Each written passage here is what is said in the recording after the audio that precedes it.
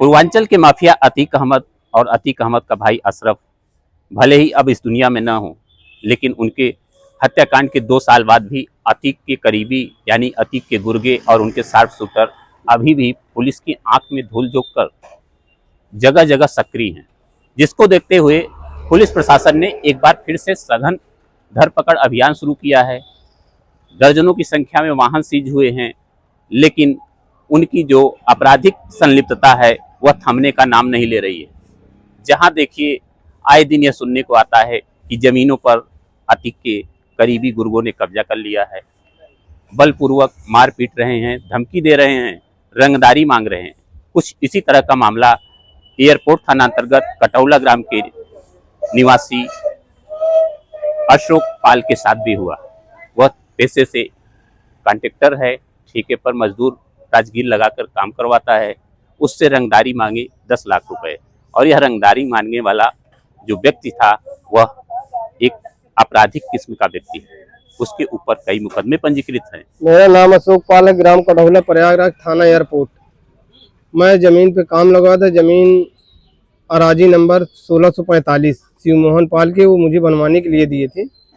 और जैसे मैं बनवा रहा था, एक दिन काम लगा, कोई बात नहीं, दूसरे दिन काम लगा, तब तक मैं नन्हा पाल आया। दूसरे दिन नन्हा पाल और उसके मामा का लड़का, एक उसका ड्राइवर शेखर पाल आया और बात करने लगा। बोला कि ये बताओ काम किस लिए लगाए हो?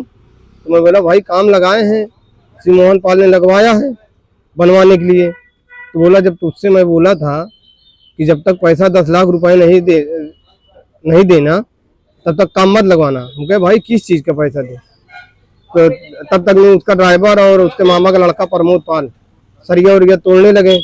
फिर नन्हा पाल, क्या नाम है, कट्टा निकाला और बट से मार दिया पीछे से। मेरा सर फट गया, मुझे चक्कर आया, मैं गिर गया। गाली गलौज करने लगा, माँ बहन की गाली देने लगा। उसके बाद क्या नाम है, ये सब पूरी सरिया उरिया सब टेढ़ कर डाले। उसके बाद पैसा ये गुंडा टैक्स मांग रहा है। और उसके बाद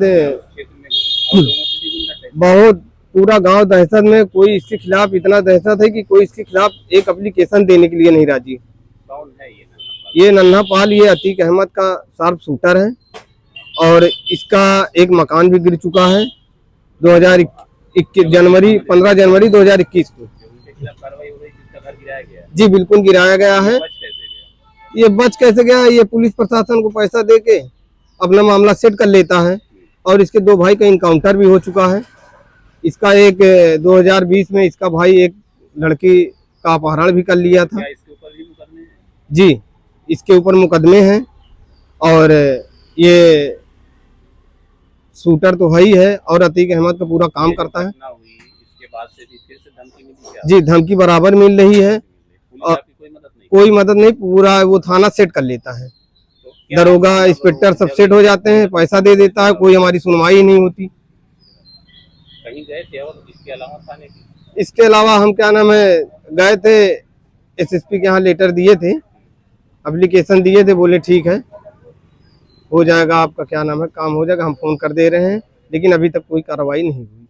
मैं माननीय योगी जी से यही विनती करता हूं कि ऐसी बीजेपी सरकार है फिर भी ये खुले में घूम रहे हैं। आपको मुख्यमंत्री जी पर भरोसा है? जी बिल्कुल भरोसा है। और मैं बीजेपी का पूर्व मंडल अध्यक्ष, किसान मोर्चा का पूर्व मंडल अध्यक्ष हूँ। अपना नाम बता दीजिए। मेरा नाम अशोक पाल है, ग्राम कटौला, गौतपुर, प्रयागराज थाना एयरपोर्ट।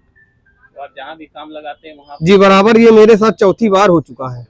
चौथी बार हो चुका, मारपीट बराबर होती है। और मैं कई बार पैसा आपने दिया क्या? जी पैसा तो नहीं दिया, इसी कारण क्या नाम है बराबर हमला करता है। इतने बड़े आपराधिक मामले के बाद भी वह अभी खुलेआम घूम रहा है, लोगों को धमकियां दे रहा है और आए दिन आपराधिक घटनाओं को संलिप्तता में उसका नाम आ रहा है। अब आरोप जो पीड़ित है वह अशोक कुमार दर दर घूम रहा है। पुलिस ने उसकी एनसीआर तो दर्ज कर ली, लेकिन अभी तक कोई कार्रवाई नहीं की है। इसको लेकर वह उच्च अधिकारियों तक भी गुहार लगा रहा है। अब देखना यह है कि पुलिस क्या उस शख्स तक पहुंचती है, उसके अपराध की उचित दंड देती है और पीड़ित अशोक कुमार पाल को राहत मिलती है या नहीं। एनबीटी ऑनलाइन के लिए शिवपूजन सिंह, प्रयागराज, उत्तर प्रदेश।